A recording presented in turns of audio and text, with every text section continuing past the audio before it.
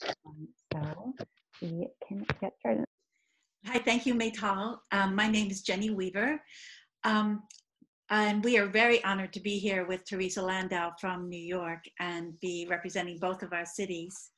The four of us presenting today from Boston are breastfeeding counselors, volunteers, community leaders, and all members of the Vital Village Network's Boston Breastfeeding Coalition. We are really excited to talk about our work to build breastfeeding support and resources in our Boston communities, both before COVID-19 and now how we have restructured for COVID-19.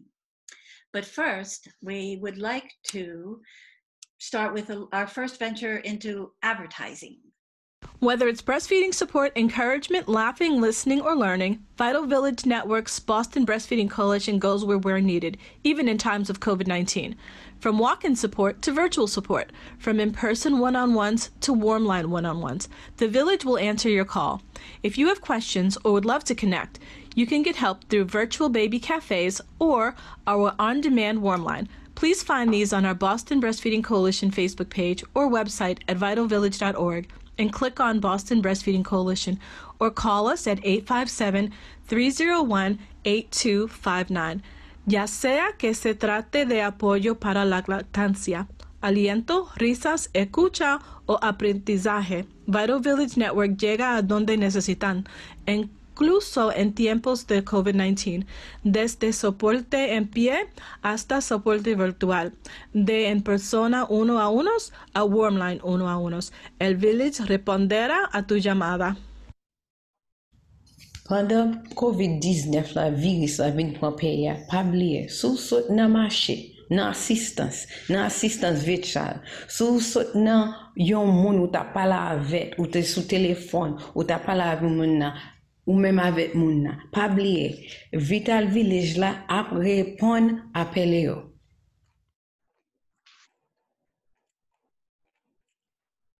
I wanted to actually start with our history with our founding organization, the Vital Village Network. 10 years ago, a collaboration of practitioners from Boston Medical Center, New England's largest safety net hospital, community innovators, and support from large foundations began to search for different approaches to improving health equity. Through 2 years of conversations with community residents, community-based agencies in diverse sectors, our founders began to learn more about the solutions to complex social threats to child well-being that community stakeholders were already leading, and how we may best support and partner with these community innovations. One threat that we found to child and family health and well-being we focused on is the lack of adequate breastfeeding support after families leave the hospital. So one of the many innovations forged out of Vital Village to improve health equity is the Boston Breastfeeding Coalition. Through Vital Village's vision and collaborative processes, we are truly of the community, by the community, and for the community. We understood that increasing access to quality breastfeeding support for all families would lead to improved breastfeeding outcomes. And we heard from the people of the communities that we served that they were passionate about breastfeeding their babies. Our goal to improve access to breastfeeding support to every parent in our communities was led by the Village Collaborative process, bringing together community members passionate about breastfeeding support along with breastfeeding leaders, coalitions, and institutions. These are our volunteers. Just a small example. Through the Breastfeeding Coalition, Vital Village has built a network of over 70 breastfeeding scholars. Vital Village has provided scholarships for certified breastfeeding peer counselor trainings with several partners. One particular example is the partnership with Atlanta-based Rose, Reaching Our Sisters Everywhere, to provide their community transformer training, a training that has inspired the passion of many of our volunteer scholars.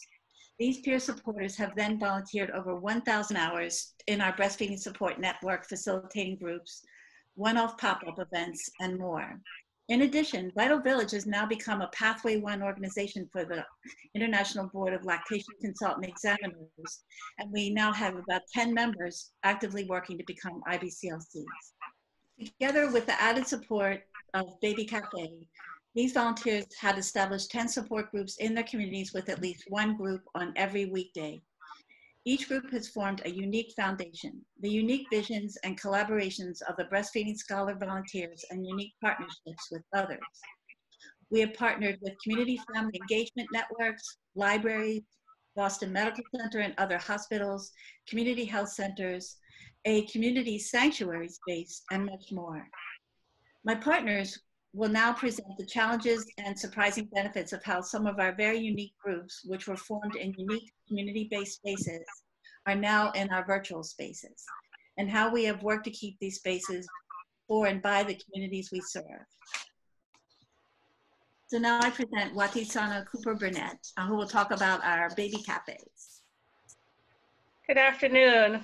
My name is Watisana Cooper-Burnett, and I'm the founder of First of Life Parent Coaching, a CLC, and an incoming graduate at Boston University School of Social Work.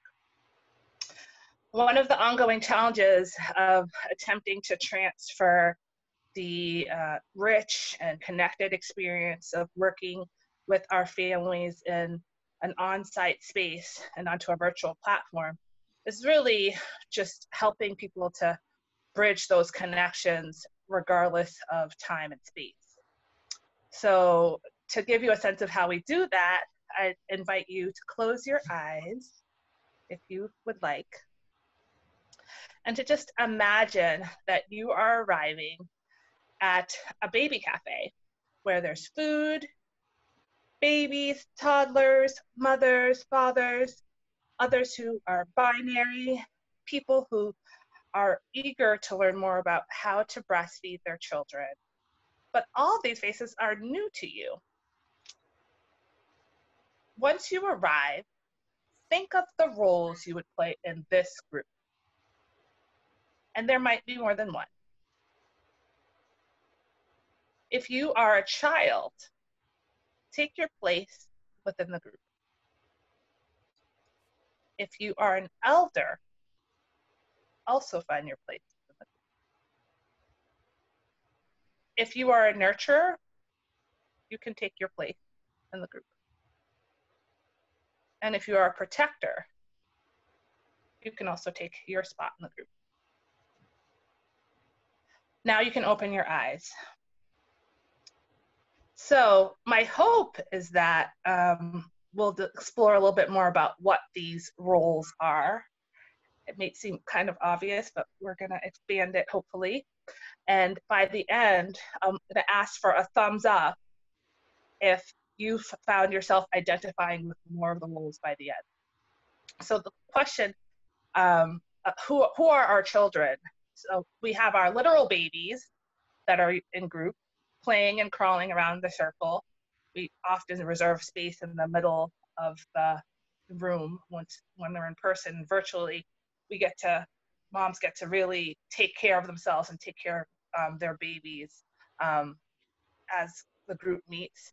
But our children are also anybody who's a new arrival, who's confused, who's anxious, questioning, searching, yearning. And then most importantly, I think, our children, and we become children when we're willing to notice that we need to take on a beginner's mind around any area that we're not knowledgeable about, and allow the parents within the group to be the experts. And those areas where we might be children might be around queer rights, around issues of class, around single parenthood, around race, religion, immigration status, or anywhere where our lived experience, expertise, or research differs from another person in the group. And so in that way, we are all children. Who are the elders? Well, obviously those who have spent extensive time in these rooms assisting families and learning how to navigate a variety of breastfeeding challenges. But a teen mom who's breastfed 2 children and is now 25 might very well be an elder. And so we need to keep our minds open for the fact that in literal age, the reality is that there are many best practices that have been discovered, or that we've now had the opportunity to kind of crowdsource to learn that some of the practices that our older generations were taught are actually not what we would advise. And so it's important for even our literal elders to recognize when younger people or people who are knowledgeable in the field have something unique to bear. Sometimes it's also parents who have no longer breastfed, but who still keep coming to group for support, training, and to encourage other parents. Who are our nurturers? Well, anyone who cares for others within the group, but also those who are supporting breastfeeding for other mothers. Sometimes, and someone who nurtures us the most is somebody who just encourages us to keep going despite how hard it is, or comes over to let us take a nap so we can keep going. This may be parents nurturing children or elders, but also vice versa. We also see our little babies, our toddlers, as they get older, nurturing our little babies and nurturing one another. So we think expansively about who are the nurturers. And then we ask, who are the protectors? They're the people who are committed to seeing breastfeeding flourish and to creating the sacred spaces, whether virtually or in person, that allow us to keep going. That in the case of the Baby Cafe and Common Square, where is the primary place I serve, that all of us serve. Common Square Health Center providing a physical space, and then Boston Medical Center providing the virtual space. Vital Village, our founding partner organization that keeps everything afloat, is a major protector. WIC, Baby Cafe co-facilitators who keep the groups afloat and keep going to ongoing training so that they can discern whether the IBCLC pathway is for them. And so there's so many people who are protectors. So I'd ask you to reflect once again and think of the place you initially sat at the beginning of your time in this group, and imagine your community once again and reconsider who you are. Who's next to you, who's beside you, and who's in front of you? Are you able to be a child when that is called upon? And are you able to function as an elder when you realize that you might be the person in the room with some of the most accurate information to share? Are you willing to nurture others, even those who are not directly your children or kin? And how can you do that even more expansively for breastfeeding parents? So my hope is that this, maybe give me a thumbs up if you were able to expand your view of what role you might play and might be invited to play in the future. I hope we have a whole bunch of new protectors today. Thanks. Hi, I would like to now welcome Dominique Bellegarde, who will tell us about her group.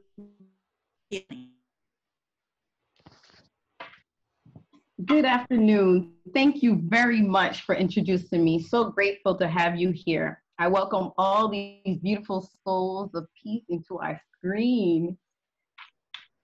My name is Dominique Bellegarde, known as Woman of the Community, focusing on engaging and empowering families in a non-traditional mom and baby breastfeeding group. I want families to feel welcome, loved, and no judgment zone and safe space to be present. Mother Healing has been operating over a year, located at the Guild, a building that welcomes community wellness groups for movement and relaxation while building relationships with people of color. The Guild draws a circle of intention within the public realm that invites their neighbors to bear witness to and engage in co-creation. As you see here, someone is embracing the drumming vibrations.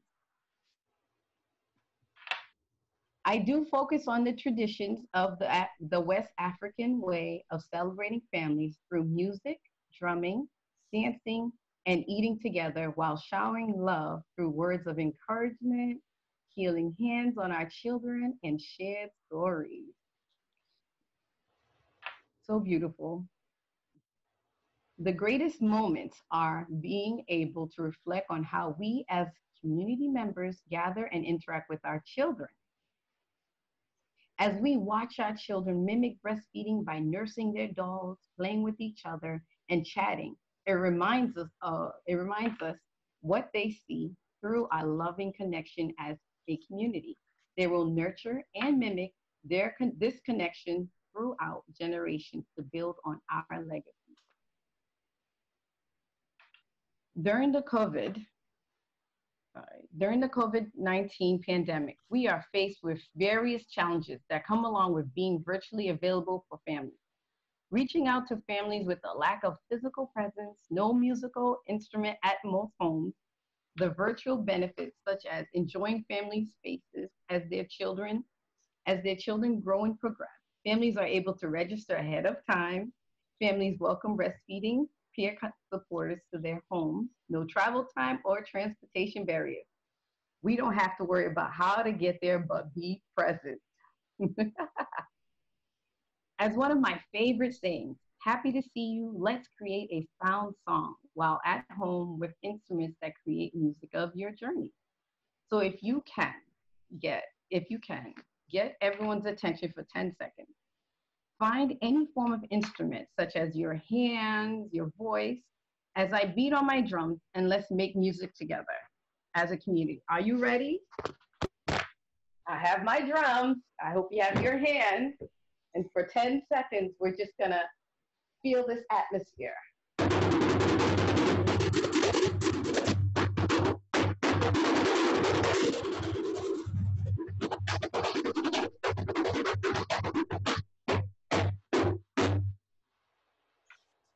Thank you so much.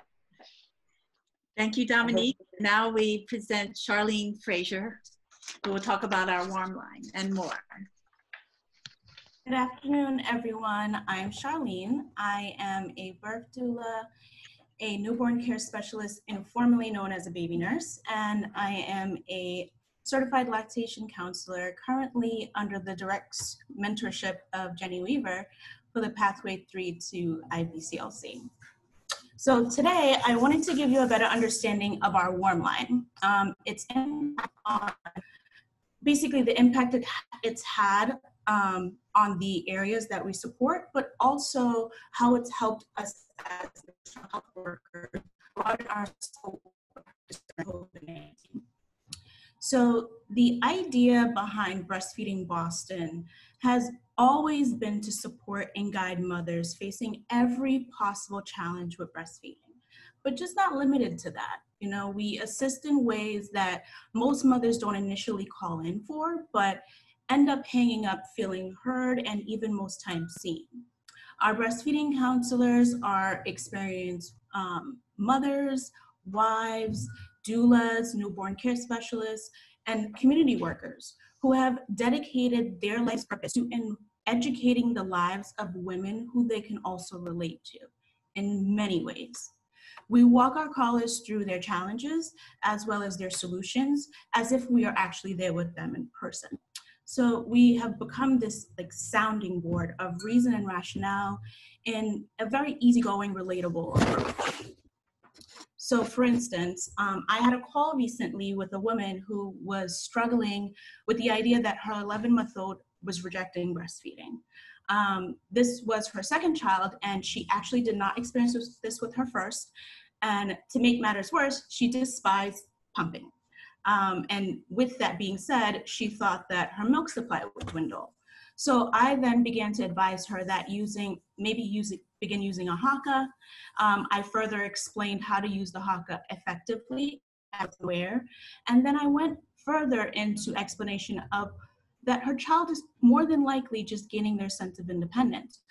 The idea that her child is rejecting breastfeeding altogether really shouldn't be taken personally, because it's not an attack at her as a mother or her being useless or anything in that sense. So I then went on to tell her to basically pay attention to her daughter's cues, and when her daughter actually wants to breastfeed, completely be present. Be in the moment, embrace your daughter and embrace the actual moment, encourage her to feed.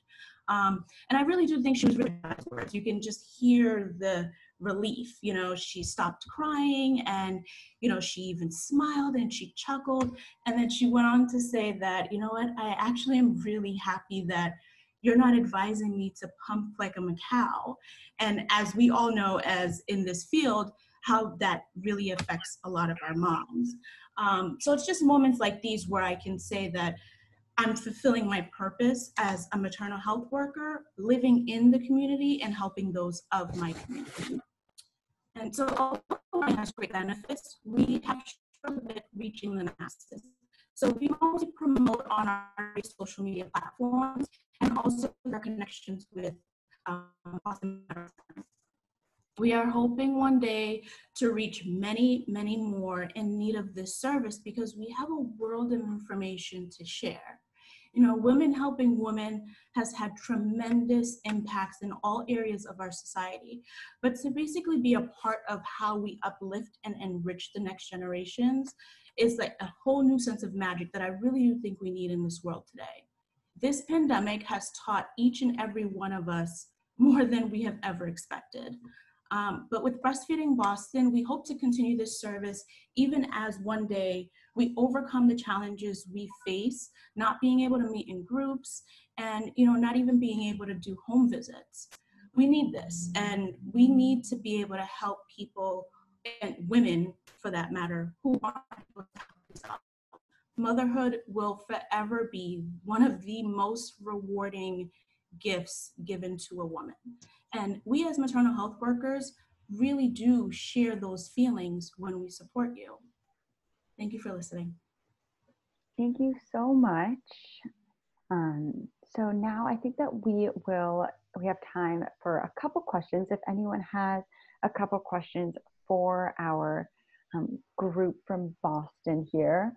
So if you wanna unmute yourself and speak up, or you can chat in your questions, whatever you prefer. If anyone has any questions before we move on to Landau's presentation.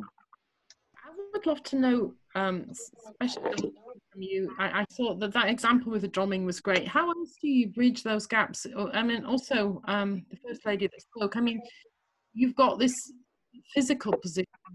How do you bridge that? How do you actually work with people coming on to sort of address, or even consciously, the fact that you're not all together? Have you any sort of tips for that? I think I can answer that to some extent from having been present in all of our groups. And I actually would first say it's pretty evident when we're in these Zoom groups that we feel together. We had people say, this is my time. I know that when I come on here, I have a supportive community.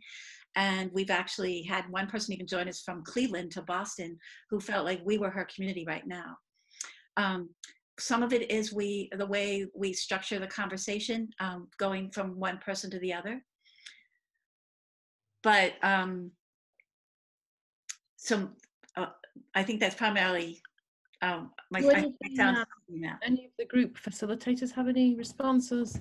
Dominique or YT or Sean? Well, I just know that music brings families together. So I always try to make sure, it's our song, our sound song. Music brings families together. Just remind them that I can mimic a little piece to make it more comfortable and natural so that they can enjoy that moment, that energy.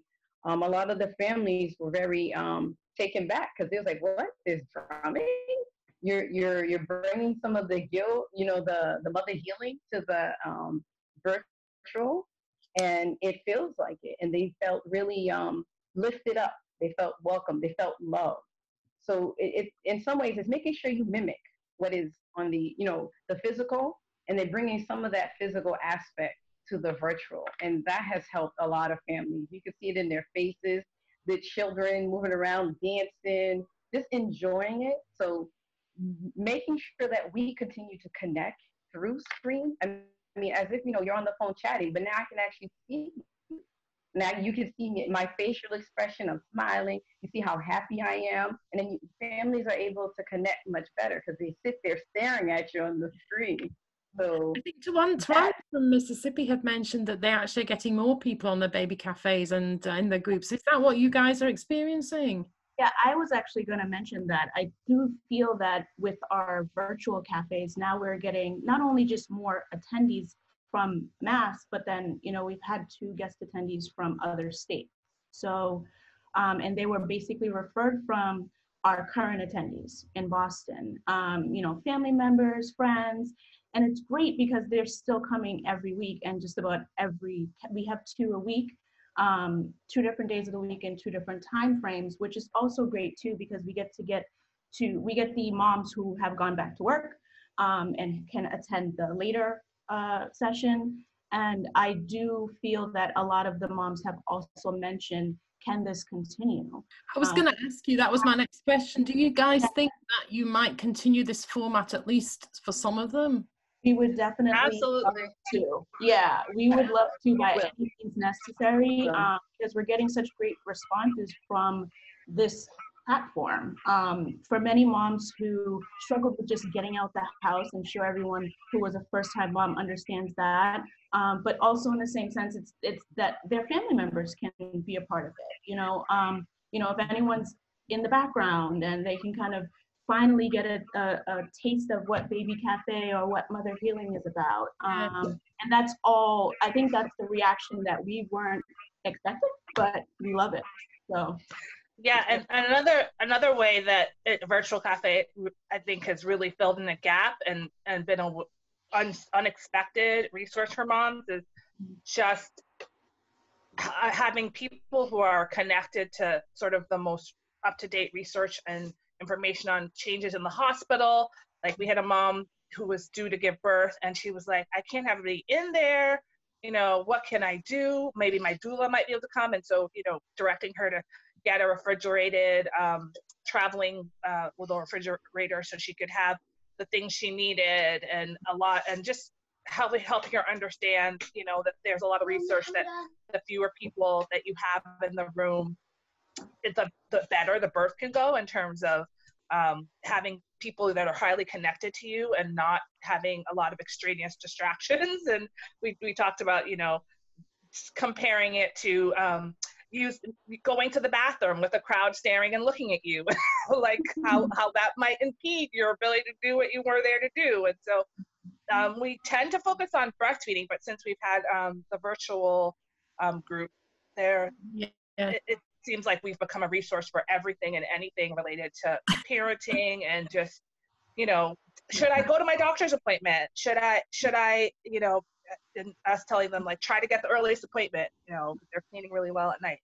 Just being able to be we're definitely not doctors, but we all had a lot of experience, whether professionally or in our own lives as parents and of multiple children. In many cases, we have a lot to share. So thank you.